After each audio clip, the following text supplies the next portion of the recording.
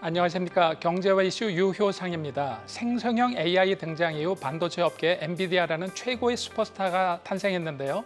10년 전 100억 달러 수준에 불과했던 기업 가치는 올해 3조 달러를 넘어섰고 젠슨 황 말 한마디에 관련 반도체 기업들의 주가는 희비가 엇갈리기도 하는데요. 경제와 이슈, 오늘의 이슈는 엔비디아발 반도체 생태계 재편, 진정한 게임 체인저는입니다.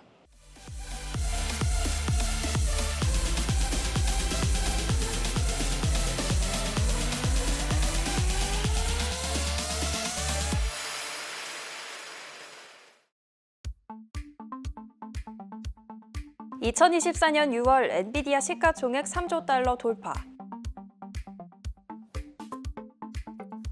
엔비디아, TSMC의 AI 칩 블랙웰 주문량 25% 확대. 엔비디아 AI 칩 블랙웰 생산량 증가에 삼성전자, SK하이닉스, HBM 수혜 기대. 안녕하세요. 경제와 이슈 장희선입니다. 엔비디아 10년 내 시총 50조 달러 간다. 인공지능 칩 시장의 절대 지배자로 떠오른 엔비디아를 두고 장밋빛 시장과 거품론이 상충하는 가운데 10년 내로 시가총액이 50조 달러에 이를 수 있다는 주장이 나왔는데요. 영국의 유명 투자자 제임스 앤더슨은 AI가 유익하게 작용하고 엔비디아의 선두가 그대로 유지된다면 시가총액은 두 자릿수로 이어질 수 있다고 밝혔습니다. 실제로 출시를 앞둔 차세대 AI 칩 블랙웰은 예상보다 수요가 높아서 칩을 위탁 생산하는 TSMC의 최근 생산 주문을 25% 이상 늘리고 있다는 소식이 전해졌는데요. 아마존, 구글, 메타, 마이크로소프트 등 빅테크사들이 엔비디아 블랙웰 GPU가 결합된 AI 서버를 구축할 예정입니다. 대만의 시장조사 업체 트렌드포스는 블랙웰 칩 중 하나인 GB200의 출하량이 내년에 100만 개를 넘어설 것으로 전망했는데요. 엔비디아의 차세대 AI 칩 수요 증가는 세계 3대 메모리 업체에게도 희소식입니다. 이미 최신 규격의 고대역폭 메모리 HBM의 공급 승인을 받은 SK하이닉스와 마이크론에는 수혜가 본격화될 것으로 전망되고 삼성전자의 품질 테스트 통과 가능성도 한층 커지고 있는데요. 이처럼 엔비디아의 행보는 반도체 업계의 전방위로 그 영향력을 확대 중입니다. CEO인 젠슨 황의 등장과 활동은 팬덤 현상까지 일으키며 젠슨 황의 젠과 광기를 뜻하는 영어 인세니티를 합친 젠세니티라는 신조어까지 생겼는데요. AI 제국 엔비디아가 만들어가는 새로운 반도체 생태계에서 진정한 게임 체인저로 등극할 주인공은 과연 누구일까요? 엔비디아발 반도체 생태계 재편, 진정한 게임 체인저라는 주제로 다양한 시선에서 말씀해 주실 전문가를 모셨는데요. 노근창 현대차증권 리서치 센터장님 함께합니다. 안녕하세요. 안녕하십니까? 네. 그야말로 요새 엔비디아라는 회사와 젠슨 황을 모르는 사람은 진짜 간첩인 것 같은데요. 예. 지금 그 엔비디아가 그 AI 때문에 만들어 놓은 이런 반도체 시장은 어떻게 재편되고 있다고 볼 수 있을까요?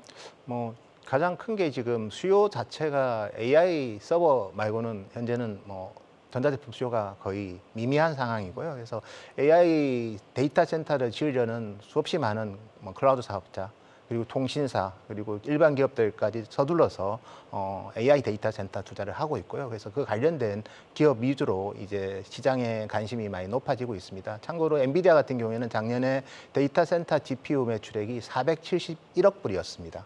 근데 올해가 저희가 봤을 때는 상반기 숫자랑 하반기에 또 오더 플로우를 저희가 보면 한 1,000억 불이 넘을 것 같아요. 1,000억 불의 의미는 참고로 DRAM 시장보다 더 큽니다. 엔비디아 데이터 센터 GPU 매출액 자체가. 두 번째는 TSMC가 엔비디아 GPU를 100% 다 생산하고 있거든요. 네. 어쨌든 TSMC가 사상 최고 실적을 올해 기록합니다. 근데 제가 언급드린 것처럼 일단 그 AI 데이터 센터가 작년에 35% 성장을 했고요. 올해도 이제 한 40% 성장해서 한 170만 대 정도 AI 데이터 센터에 들어가는 AI 서버 수요가 있을 것 같은데, 반면에 이제 나머지 전통의 제품들, 스마트폰, 노트북, 일반 서버는 작년보다 이제 소폭 회복하는 수준입니다. 그래서 그만큼 고물가 고금리하에서 다른 전자제품에 대한 교체 수요는 여전히 더딘 상황인데, 생성형 AI 투자를 안 하면 글로벌 이제 주도권을 뺏길 거라는 우려 때문에 미국의 특히 클라우드 사업자들이 집중 투자하고 있고요. 그래서 현재 AI 서버 수요의 한 70% 이상을 미국의 클라우드 사업자와 미국의 그런 기업들이 투자를 하고 있습니다. 그러면 이 카테고리 차원에서 그 HBM도 메모리 쪽이니까 그거를 메모리 시장이 커졌다라고 볼 수 있는 건가요? 아니면 새로운 그 AI 반도체는 카테고리를 나눠서 얘기를 하고 있나요? 일단 일반적으로 이제 우리가 HBM은 그래픽 D램에 속합니다. 그래서 HBM이 이제 추가되면서 그래픽의 이제 출하량 비중이 많이 늘었고요. 참고로 HBM이 이제 작년 같은 경우에는 전체 출하량의 2%였습니다. 네. 그리고 올해 같은 경우에는 전체 출하량의 5%인데 올해 HBM 시장이 D램 시장에서 차지하는 비중이 올해는 20%가 넘어갑니다. 내년에는 이제 블랙엘이라는 또 새로운 네. 제품을 놓고 본다면 블랙엘이 또 HBM을 많이 씁니다. 그래서 GPU 하나에 288GB짜리가 또 들어가는 제품들도 있거든요. 그래서 내년에는 이제 HBM이 출하량 면에서 한 10% 정도 되는데 전체 D램 시장에서 금액 기준으로는 30%가 넘어갑니다. 아이고. 예, 그래서 상당히 비중이 커졌고요. 그래서 뭐 결론적으로 HBM이라는 니어 메모리가 과거에는 수요가 거의 없었고요. 예, 작년부터 본격적으로 이제 하퍼 아키텍처 H100과 함께 수요가 커졌는데 어쨌든 이거는 새롭게 생긴 시장이라고 보셔야 됩니다. GPU가 더 많은 데이터를 더 빠른 속도로 처리하려면 과거처럼 이제 서버 디램만 가지고는 그게 안 된다는 거죠. 그래서 GPU 옆에 바로 붙여버리는 그런 시스템인 패키지된 그런 좀 특수한 디램 수요가 있었는데 그게 이제 과거에는 니치 마켓이었는데 지금은 이제 메인스트림이 되고 있다. 이렇게 저희는 보고 있습니다. 근데 분석가들이 그 두 가지로 얘기를 하던데 센터장님은 어떻게 보시는지 모르겠는데요. 젠슨 황이 굉장히 운이 좋았다. 뭐 블록체인 채굴할 때부터 시작해서 예. 생성형 AI를 엔비디아가 만든 것도 아니고 예. 너무나 운이 좋았던 사나이다 이렇게 얘기하는 반면에 예. 이 부분의 시장의 흐름을 예측하면서 선제 투자해서 기술을 개발했기 때문이다 이렇게 얘기하고 있는데 어느 쪽에 비중을 높게 보시나요? 네, 저도 뭐 최근에 뭐 컴퓨텍스도 다녀오고 그리고 GS 가서도 젠슨왕 키노트도 여러 번 들어봤지만 제가 과거부터 이제 젠슨왕을 좀 했던 얘기들이랑 지금 나온 기술을 보면 상당히 중장기적으로 준비를 해서 새로운 생태계를 엔비디아가 주인공이 되도록 상당히 계획된 방향으로 제품을 냈는데 그게 이제 시대에 맞지 않았나 그런 생각이 들고요. 그렇게 보는 이유 중에 하나가 엔비디아가 뭐 단순하게 하드웨어만 만드는 게 아니라 지금 보면 이제 GPU에 CPU를 붙여서 팔거든요. 그게 이제 뭐 올해 GH200 같은 그레이 CPU, 하퍼 GPU가 합쳐진 제품이 있고 이제 올해 연말부터 내년부터는 이제 GB200이라는 그레이 CPU 블랙이에요. 그러니까 CPU까지 엔비디아가 만들면서 인텔, AMD 시장을 뺏어오고 있고요. 네. 그리고 그걸 가지고 또 아예 서버 렉을 만듭니다. 그거를 이제 엔비디아는 이제 NVL70이라고 해서 그 제품에는 이제 AI 서버가 한 9개 가까이 들어가거든요. 네. 그래서 거기에는 이제 GPU가 72개가 들어가고요. 아이고. CPU가 36개가 들어갑니다. 그러면서 이제 자기 생태계를 만들면서 그럼 그걸 가지고 뭘 하느냐? 클라우드 사업자한테 아주 저전력에 그리고 강력한 컴퓨팅이 지원되는 그런 제품들을 하는 거죠. 즉, 젠슨왕은 언젠가는 CPU 시장까지 좀 뺏어오겠다는 설계를 했고 그러려면 단순하게 하드웨어가 아니라 솔루션으로 이제 제공을 하고 그 솔루션은 결국 이제 플랫폼이 돼야 되거든요. 그래서 그런 면에서 보면 옴니버스 같은 경우에도 엔비디아가 원래 그래픽을 많이 했던 회사인데 뭐 결국 이제 3D 컨텐츠 관련된 디벨로퍼들을 옴니버스 플랫폼 안에 다 락인을 시켜가지고요. 그러면서 이제 디지털 트윈이라고 해가지고 사실 스마트 팩토리에 이미 그런 기술들을 구현을 하고 있고요. 그 다음에 엔비디아가 이제 추론 서비스를 많이 하는데 그래서 엔비디아 이제 인퍼런스 마이크로 서비스라고 해서 그래서 그런 솔루션을 플랫폼을 제공하면 AI 엔지니어가 없어도 누구나 다 AI 인프라를 구축할 수 있습니다. 그래서 그리고 자율주행 같은 경우에도 이미 젠슨왕이 뭐 테슬라에 거의 뭐 대적할 정도로 자율주행 관련된 GPU 중심으로 어쨌든 데이터를 게더링해서 전체적으로 컴퓨팅을 하거든요. 그래서 저희가 봤을 때는 이제 젠슨왕은 상당히 세상의 모든 제품에 엔비디아 제품이 들어가서 결국은 사용의 효율성을 높이고 좀 더 저전력을 구현하는 그런 전략을 펼치고 있고요. 여기에 최근 들어서는 우리가 좀 휴머노이드 로봇 회사인 우리 피겨 AI라는 회사가 있습니다. 거의 이종 로봇에서는 상당한 기술 개선이 있는데 여기에도 엔비디아가 지분 투자를 했습니다. 그래서 결국 이제 이번에 컴퓨텍스에서 젠슨왕이 수없이 많은 배달 로봇 그리고 휴머노이드 로봇을 보여줬거든요. 네. 결국은 이제 우리의 기술은 결국 종착역은 서비스 상에서는 이제 생성형 AI 서비스에 제일 중요한 역할을 하지만 결국 이제 하드웨어 관점에서는 네, 일반 사람의 소비자들이 볼 수 있는 건 휴머노이드나 이런 쪽으로 예, 간다는 맞습니다. 거네요. 결국 이제 고령화 시대에 인구는 줄고 있고 사람을 대체하는 시장을 보고 젠슨항은 준비를 하고 있고 실제로 배달 로봇을 보면 대부분 엔비디아의 GPU가 들어가 있습니다 이미. 예. 그러면 이렇게 엄청난 생태계를 만들고 거의 모든 그 반도체 기술의 플랫폼화가 됐는데 이 밸류 체인 상에서 그래도 조금 그 좋아지는 그 산업군이나 뭐 기업들 그다음에 조금 오히려 인텔 조금 전에 말씀하셨는데 인텔 같은 데가 굉장히 쇠퇴하고 있는데 예. 어떤 데가 좀 뜨고 어디가 좀 가라앉고 이렇게 볼 수 있을까요? 제가 봤을 때 역시 이제 엔비디아의 GPU를 100% 생산하는 TSMC 같은 경우에는 되게 올해 최고의 실적이 나올 거고요. 네. 그리고 이제 인텔 같은 경우에는 엔비디아 제품에 대적하기 위해서 본인들도 이제 가우디라는 가속기를 공개를 했지만 구매할 사람이 별로 없는 것 같습니다. 그래서 반면에 이제 엔비디아의 CPU는 일단은 빠른 속도로 시장을 침투할 것 같고요. 그래서 엔비디아의 CPU는 결국 이제 인텔 AMD의 X86 시장을 상당히 뺏어올 것 같고요. 그리고 자기 GPU랑 같이 붙여서 팔기 때문에 상당히 이제 어떻게 보면 가격 경쟁력과 그리고 저전력을 구현하는 면에서 사용자들의 좀 수요를 상당히 충족시킬 것 같습니다. 그래서 이런 부분들은 같이 가는 거 그리고 ARM 기반으로 CPU를 만들기 때문에 X86 진영 대비 ARM홀딩스가 또 상당히 수요를 받고요.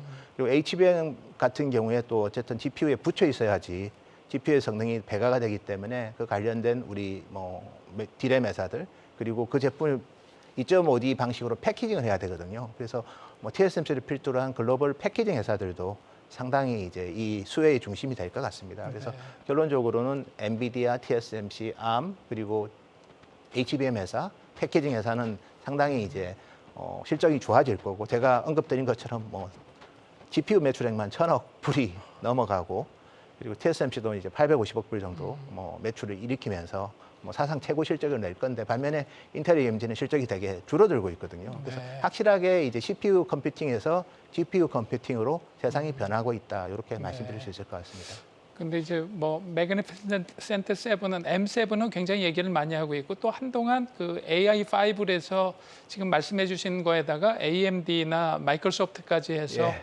반도체로 굉장히 뜰 거다 이랬는데 예. 상대적으로 AMD는 별로 이렇게 효과가 없는 것 같고요. 마이크로소프트는 그 중심에 투자를 맞습니다. 많이 하고 그래서 그런데 그 종목들은 어떻게 되고 있나요? 마이크로소프트는 어차피 우리가 오픈 AI랑 협업을 하면서 그 생태계를 확장하기 때문에 마이크로소프트가 사실 검색에서는 이제 구글에 많이 떨어졌죠. 근데 어쨌든 이 챗GPT를 통해서 생태계 확장이 이미 진행이 되고 있고 코파일럿도 그렇게 해서 론치를 하면서 이번에 이제 AI PC의 가장 중요한 거는 이제 코파일럿 플러스가 지원되느냐 안 되느냐를 결정할 정도로 마이크로소프트는 AI 시대 이상이 높아졌고요. 반면에 AMD는 잡다하게 많이 하긴 하지만 GPU도 하고 그다음에 데이터 센터 GPU도 하고 그래픽 게이밍 GPU도 하고 그리고 일반 CPU 그다음에 서버 CPU 다 하지만 지금은 이제 X86 CPU와 X86 PC CPU와 서버 CPU가 저는 구조적으로 나빠질 가능성이 상당히 크다고 봅니다. 왜냐하면 AI PC에 들어가는 제품들 중에 퀄컴하고 이제 내년부터는 이제 미디어텍까지 들어오는데 다 ARM 기반으로 들어오는데 ARM이 일반적인 그 X86보다 전력 소모가 한 60% 정도 적거든요. 그래서 상당히 의미가 있고 또 서버는 더 심각합니다. 보통 우리가 커스텀 이제 CPU라고 보통 얘기하는데 작년까지는 이제 아마존의 그라비톤만 이제 시장에서 파일을 갖고 있었고 시장 점유율이 전 세계 서버 CPU 시장 점유율이 작년까지는 한 10% 좀 넘었습니다. 그런데 올해는 마이크로소프트하고 구글마저도 이제 ARM 기반으로 커스텀 CPU를 만들어서 서버 시장에 들어오는데 강조하는 게 데이터 센터 전력 소모가 이 CPU를 쓰면 기존 제품 대비 60% 정도 전력 절감이 된다고 하거든요. 굉장하네요. 그래서 결과적으로 봤을 때는 이제 그런 방향으로 산업이 좀 변화가 있고 또 AMD 같은 경우에는 나머지 이제 엔비디아를 좀 하고 좀 대적할 만한 그런 MI300 제품 그런 가속기를 냈지만 아직까지는 채택이 그렇게 크지는 않고요. AMD가 좀 속상하겠어요. 젠슨 황이 거기 있다 나갔는데 청출어람이 된 건지 굉장한 차이를 벌이고 있어서. 어쨌든 사실 젠슨왕과 우리 리사수는 친척이긴 합니다. 타이난에서 태어났고 같이 오촌 친척이긴 한데 뭐 엔비디아도 거기 이렇게 jensen랑도 그런 인연이 있긴 하지만 저희가 봤을 때는 또 기술하고 세상의 변화에 있어서 AMD가 어떻게 대응하느냐, 저희 X869 계속 고집하느냐, 아니면 일정 부분 ARM으로부터 라이센싱을 받아서 또 ARM 기반의 또 프로세서를 AMD가 또 만들면 되거든요. 네. AMD는 이제 변화의 적응력이 인텔보다는 좋으니까 어떻게 변모할지는 좀 지켜볼 필요가 있을 것 같은데 현재의 제품 포트폴리오는 확실한 건 없고 어중간한 제품들만 많기 때문에 제가 볼 땐 시장보다 상당히 나쁜 성과가 날 가능성이 좀 더 있지 않을까 그렇게 예상하고 그리고 있습니다. 의외로 브로드컴하고 퀄컴이 굉장히 좀 주가가 뜨고 있는데 그쪽은 어떤 수혜를 받아서 좀 주가가 올라가는 건가요? 예, 그래서 제가 이제 커스텀 시장이 커지고 있고요. 커스텀이라는 거는 이제 빅테크 기업들이 자체적으로 가속기하고 이제 CPU를 만들어서 자체 데이터 센터에 탑재하는 시장이거든요. 그러니까 본인이 투자하는데 본인의 솔루션을 쓰는 거기 때문에 상당히 이제 성장성은 높죠. 근데 이 커스텀 가속기 비즈니스를 브로드컴이 합니다. 네. 브로드컴이 이제 뭐 아까 제가 언급드렸던 뭐 AWS든 그리고 구글이든 그리고 마이크로소프트든 이런 기업들에 관련된 커스텀 가속기가 있거든요. 그래서 우리 GPU에 좀 대항하는 제품이죠. 그 제품은 이제 마지막으로 이제 맞춤 비즈니스를 하고 있고요. 그래서 그게 이제 브로드컴 최근에 이제 좀 좋은 실적에 가장 큰 영향을 줬고요. 퀄컴은 사실은 스마트폰 시장이 좀 위축돼서 좀 어려움이 있었지만 최근에 이제 자동차 쪽으로 좀 많이 진출을 했어요. 오토모티브 네. 쪽으로. 퀄컴의 이제 스냅드래곤 샤시라는 비즈니스가 어느 정도 순항은 좀 하고 있고, 근데 그거보다도 최근에 제일 관심 있는 거는 역시 AI PC입니다.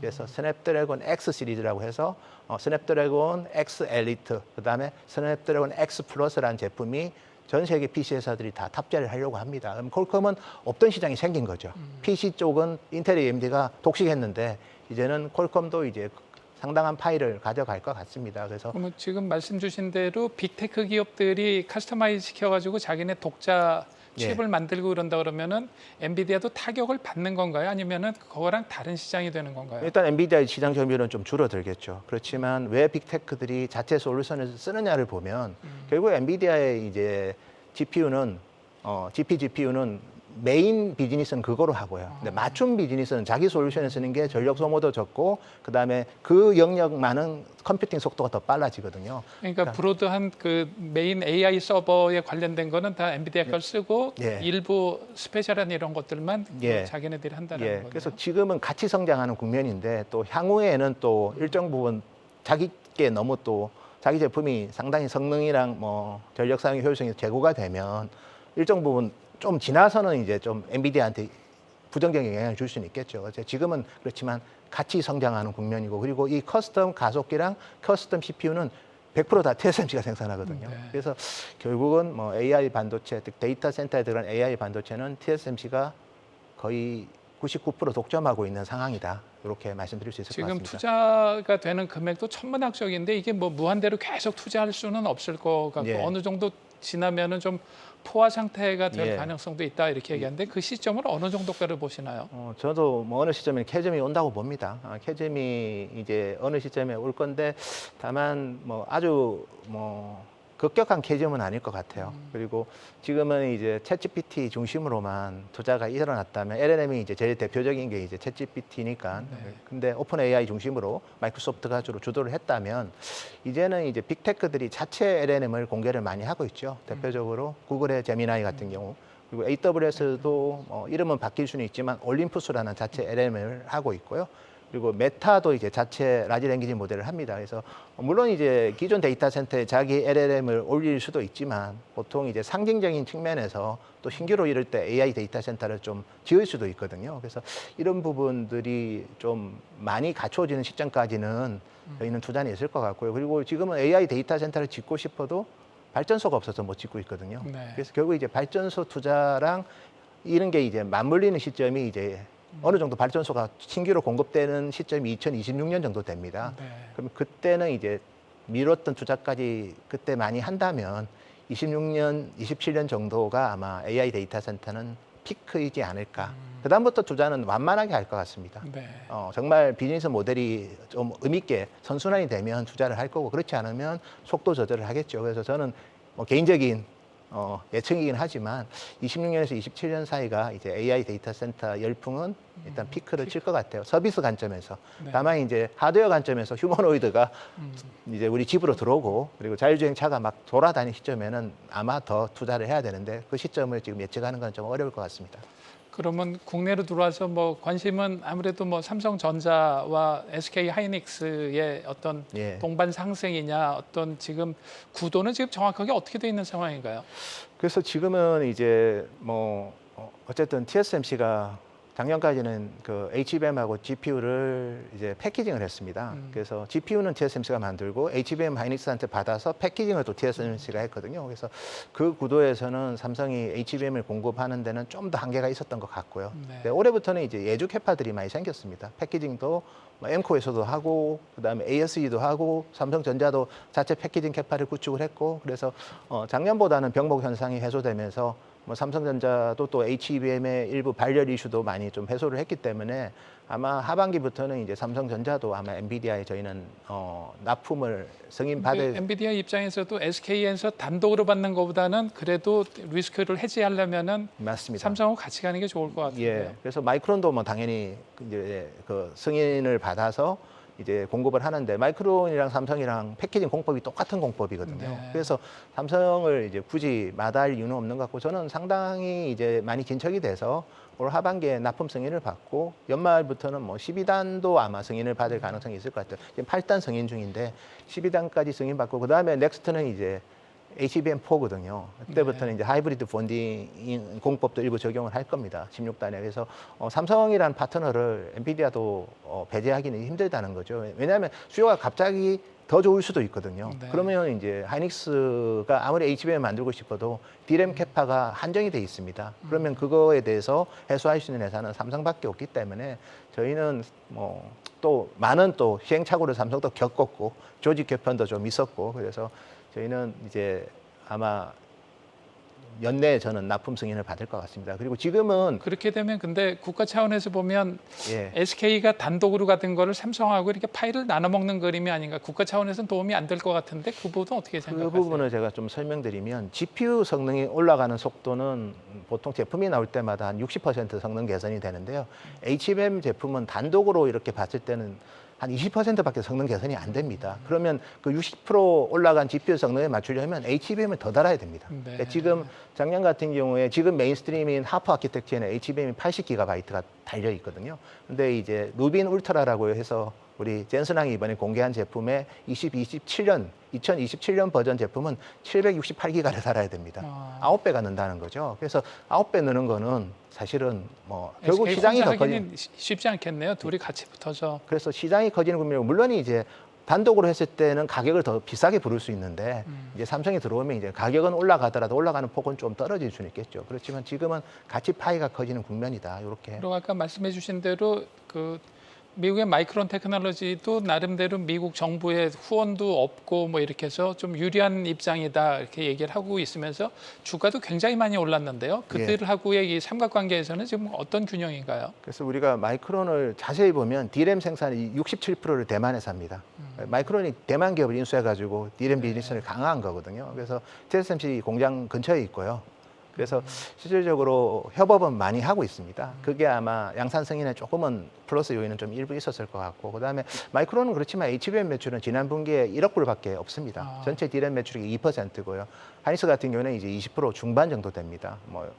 금액으로 보면 1조 후반 정도 저는 기록 HBM 매출을 아마 기록했을 거로 보고 있고 삼성도 조 단위 매출이 나오고 있거든요. HBM에서. 그래서 사실은 이제 마이크론은 이제 HBM 기대감 대비 주가가 너무 많이 간 것 같습니다. 그래서 상당히 비싼 주식이 됐고요. 마이크론 시가총이 하이닉스보다 높다고 하면 다 놀랍니다. 지금은. 왜냐하면 마이크론보다 훨씬 이익도 많이 내고 시장 점유율도 압도적이고 엔비디아 내에서 이상도 압도적인데 마이크론이 1억 불 매출 일으키고 주가가 그렇게 가버렸거든요. 네. 그래서 물론 시장은 항상 기대감 때문에 비성적인 주가 상승이 있을 수는 있지만 어쨌든 한국 기업들은 밸류에이션 면에서도 여전히 마이크론보다는 매력적이다 이렇게 말씀드릴 수 있을 것 같습니다. 그리고 이런 메이저 기업들 말고 뭐 소위 얘기하는 소부장이라든가 뭐 이런 것들에서 그 발군의 실력을 나타내거나 이렇게 좀 도움을 많이 받을 만한 섹터는 어떤 것들이 있나요? 일단은 장비 섹터가 제일 유망할 것 같고요. 뭐 사실 소재 쪽은 다 일본 기업들이랑 연합을 해서 합니다. 대표적으로 우리 MR 머프 같은 경우는 일본의 비상장 기업이지만 나믹스랑 하이닉스랑 이제 제휴를 해서 하는 거고, 삼성 같은 경우에 삼성하고 마이크론이 하고 있는 그런 필름 타입은 일본의 내존학이라고 과거 쇼와 덴코라는 회사가 있거든요. 거기서 이제 거의 독점적으로 공급을 받습니다. 그래서 사실은 소재 따는 일본 기업들이 수혜를 보고 있고요. 반면에 이제 장비 같은 경우에는 어쨌든 그 일본 기업들이 많이 하고 있죠. 그래서 이런 웨이퍼를 자르고 그다음에 웨이퍼를 얇게 만드는 쪽은 이제 디스코라는 기업이 있고, 그다음에 이렇게 붙이는 장비는 그렇지만 반딩하는 장비, HBM을 붙이는 장비는 하이닉스 쪽은 한미 반도체가 많이 역할을 하고 있고요. 그리고 삼성 같은 경우는 이제 일본의 야마 로보틱스라고 해서 신카와라는 회사가 있거든요. 거기를 합친 회사인데 우리 야마가 어쨌든 그 붙이는 본딩 장비를 합니다. 그리고 중장기적으로는 우리나라에 이제 이런 웨이퍼를 커팅하는, 레이저로 커팅하는 뭐 기업 중에 이오테크닉스라고 있는데 이런 기업들도 중장기적으로는 좀 기회가 있지 않을까 그렇게 봅니다. 그래서 지금은 일본 장비를 주로 쓰고 하이닉스만 이제 한미 반도체 많이 이제 좀 본딩 장비를 의존하지만 중장기적으로는 우리 기업들 장비 비중이 좀 다변화될 가능성도 있지 않을까, 이런 부분은 저희도 좀 긍정적으로 보고 있습니다. 그러면 마지막으로 지금 중국하고의 관계가 굉장히 중요한데요. 중국의 큰 시장이기도 하고 미국하고의 관계나 이런 것 때문에 중국의 반도체를 어떻게 바라보면서 우리가 어떤 대응을 해야 될까요? 저희는 이제 중국 시장은 어차피 미국의 제재는 지속될 것 같고요. 그래서 뭐 당연히 선단 공정이나 이런 쪽 장비, EUV나 이런 쪽은 한 대도 못 팔고 있습니다. 그래서 중국은 기본적으로 이제 범용 시장으로 간다고 보셔야 됩니다. 중국의 반도체 굴기는 아직 끝나지 않았고요. 다만 이제 범용 파운드리로 굴기를 하고 있습니다. 뭐 28나노 이상 파운드리 공정은 중국이 가격을 30% 낮춰가지고 7개의 파운드리 회사가 있거든요, 중국에. 계속해서 신생 회사들이 생기면서 진흙탕을 만들고 있습니다. 그래서 저희가 중국 시장을 볼 때는 범용 파운드리는 좀 리스크 관리가 필요한 것 같고요. 반면에 메모리 같은 경우에는 이제 중국에 뭐 제대로 된 기업은 저는 아직은 없다고 보니까요. 그래서 중국 시장에 대해서는 범용 메모리를 이제 공급하는 그런 수요 시장으로서는 여전히 매력은 있기 때문에 좀 그렇게 접근하는 게 좀 더 효율적일 것 같습니다. 엔비디아발 반도체 생태계 재편, 진정한 게임 체인저 라는 주제로 새롭게 재편되는 반도체 생태계 현황을 점검하고 주요 기업들의 성장 잠재력을 다각도로 진단해봤는데요. 차별화된 인사이트를 주신 노근창 현대차증권 리서치 센터장님께 다시 한번 감사드립니다. 감사합니다. 감사합니다. 엔비디아는 라틴어로 모든 사람들이 부러워한다는 뜻인 인비디아를 회사명에 담았는데요. 지속적인 혁신으로 새로운 가능성을 열고 있는 엔비디아는 설립 31년 만에 모든 사람들이 부러워하는 기업이 됐습니다. 한국 반도체 업계도 지속적인 혁신으로 진정한 게임 체인저로 자리 잡기를 기대해 봅니다. 지금까지 경제와 이슈 유효상이었습니다. 감사합니다.